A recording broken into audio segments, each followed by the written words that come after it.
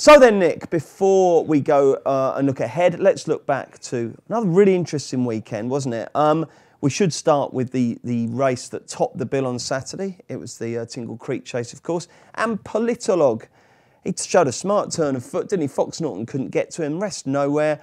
What does that mean, really, with Politolog? Because with the way he's kind of progressed, you feel like you're looking at another dodging bullets rather than another masterminded, aren't you? But am I being a bit harsh on him? Could he turn out to be really, really decent?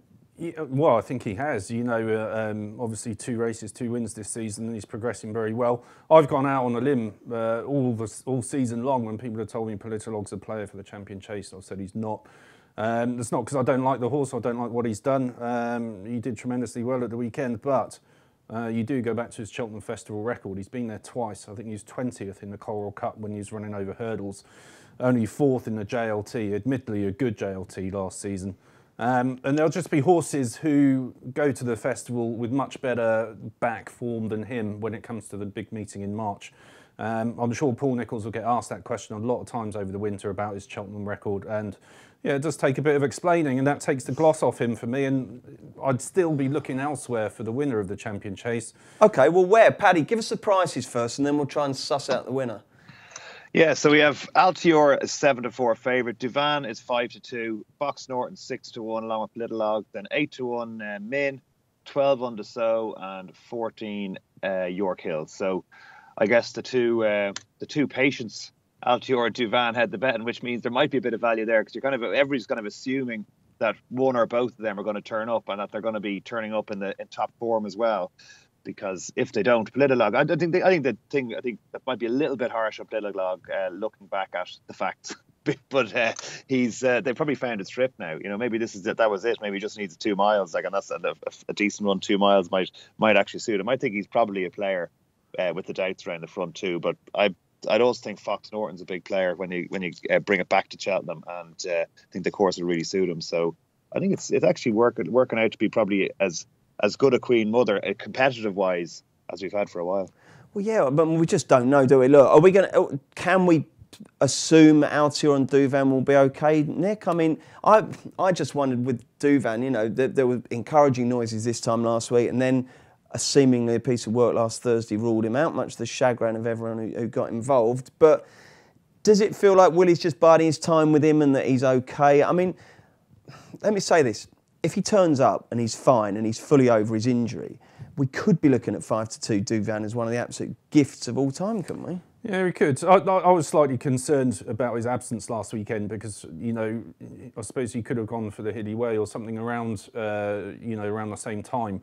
But he didn't see him at all anywhere over the weekend, and, we're only guessing at his well-being, and he's on the back of an injury. I'd have slightly more confidence that Altior might make it. But my point about the race at the moment, you're asking what could win it if Politolog doesn't. Willie's got another one, Richie Silks, called Min, who I'm a big fan of that horse. I thought he was exceptional. He went chasing last season, looked really good. Such a shame that we were robbed of seeing him in the Arkle, renewal with Altior again. And it slightly muddied the waters that Willie started him off over 2.5 miles at Gowran recently. He won nicely, and he said, well, that increases the options for Min. We could stay on that trip, we could come back. So it's always a guessing game with Willie's runners, isn't it? But if Min took his chance in the Champion Chase, he's the one I'm looking to at the moment.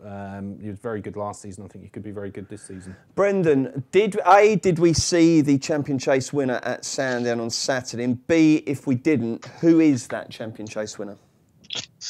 It's hard to say. He's improving fast, Politolog, isn't he? Now that they taught him how to settle, he'll be nudging 170 after that run, which still leaves him a bit to find with a peak form Duvan and arguably Altior.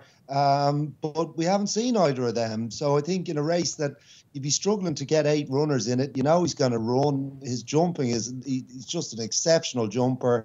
He's settling a lot better in his races. I think he's a fair each way bet. He's around 6 or 7 to 1, is he? Yeah, he is. So, yeah, I mean, he looks steady, doesn't he, really? I suppose there'd have to be a pretty weird set of circumstances for 3 to line up in front of him in the betting, you'd think. So, by process of elimination, he could be the each way good thing. Brendan, sticking with you, Under So in the Hilly Way at Cork, did he do anything to change your opinion about him one way or the other?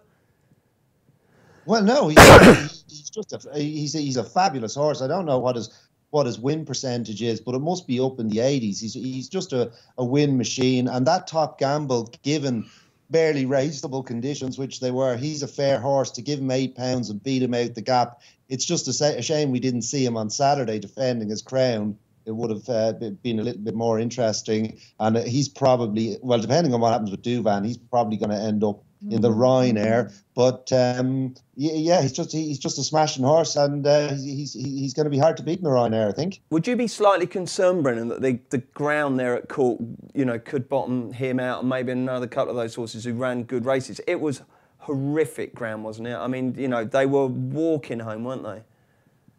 Yes, that's true. Although it gets very deep. He won a race in France, I think, over 2.5 miles, and then went back to 3 miles. Auteuil looks to get really, really deep. I don't know if they have Utoxeter type soil in Auteuil, but I don't think so, because this horse, in fairness, I had him wrong, because at the start of his career I was very concerned that he wouldn't last, given he's a nervous wreck on the course. He's a brute to deal with at home. He doesn't look like a horse who would have a long shelf life, but he just keeps coming back for more. Loves the game. And Paddy, what price is earned or so for the Ryanair now? Yeah, he's just overtaken Fox Norton as favourite. He's 5-1. Fox Norton's 11-2. Min is 7-1. York Hill's 8-1. Top Notch, sorry, I forgot Top Notch. He's in there at 6-1. I could forget him, and then 10-1 each of Duvan and Jack Adams. That's it begins already. The frustration of me calling out the same horses for 4 different races. Yeah, all towards the top of the market, But look, at least we know what we're dealing with now, don't we? You don't have to have a bet. For some people now, they've pretty much turned their back on this, and they wait till the declarations and they bet, knowing A, that the horse is going to run, and B, that the bookmakers are going to be ultra competitive in terms of best prices and enhanced each way terms or whatever. Nick, does the Ryanair float your boat right now as a betting race?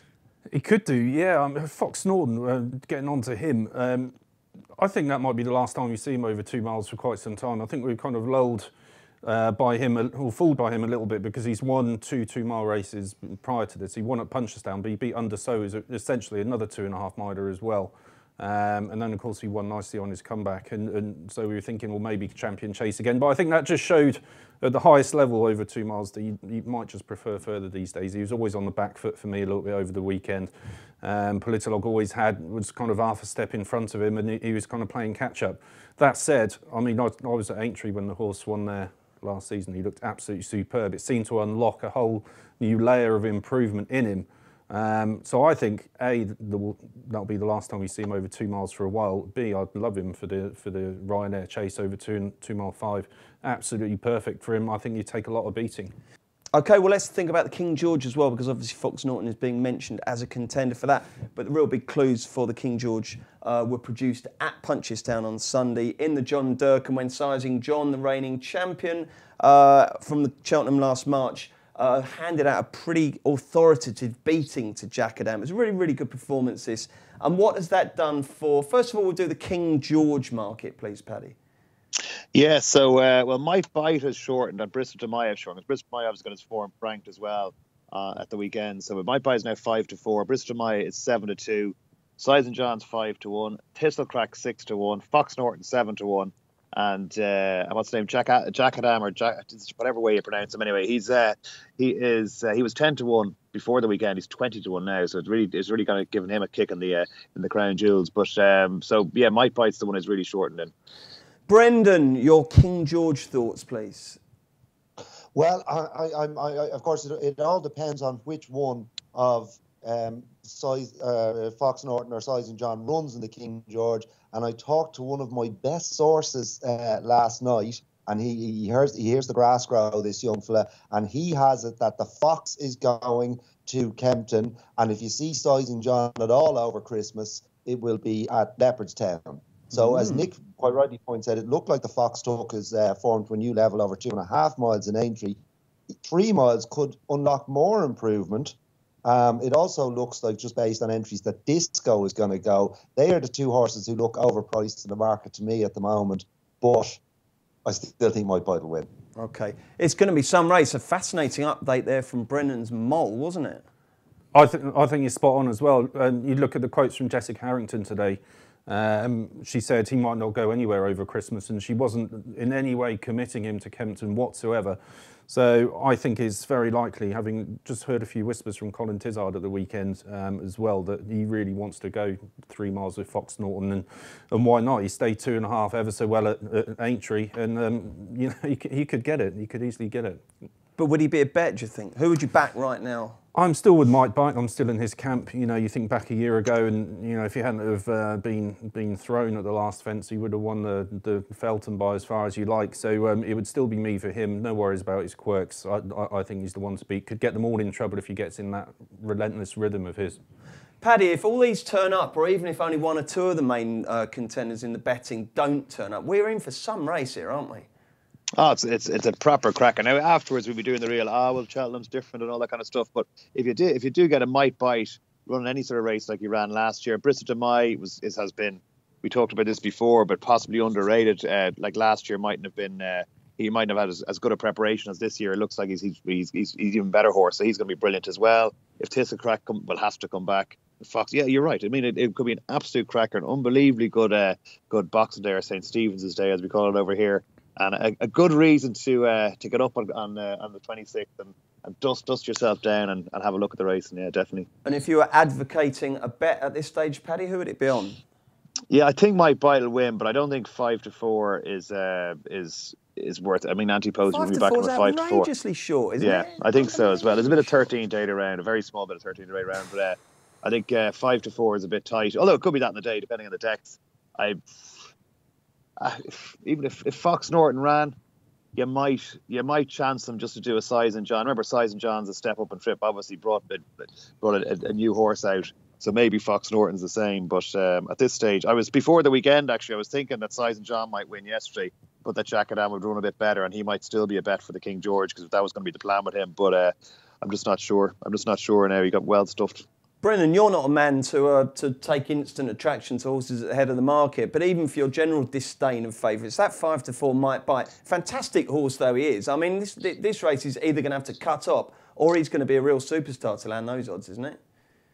Yes, I think it's basically just that you know he's going and that there are doubts about the rest of them, so that's factored into the price. But I think if you've got a situation where it was Might Bite, Bristol de Mai, Disco, the Fox, who else could you throw in there? Who else could we have in there, do you think?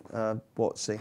Thistle Crack, of course. I'm terrible to forget about Crack, yeah. You had those 5 horses. He's going to be closer to 2-1 than 5-4, isn't he? Yeah, you'd have thought so. You absolutely would think so. And don't forget, just add Bruce on Disco. Disco's the one I had in the back of my mind for the Ryanair.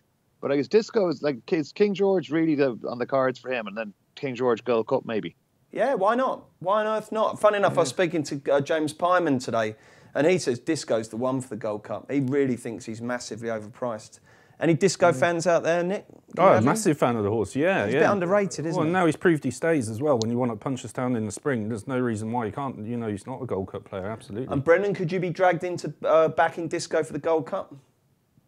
Well, I think Paddy Power are wisely keeping him on side for the King George, but looking at the way the quotes and the way the entries are shaken down, he's going to run. Well, I'm fairly sure he's going to run in the King George, and there's some big prices available about the King George with other firms, and that they might be worth taking, but before the Gold Cup.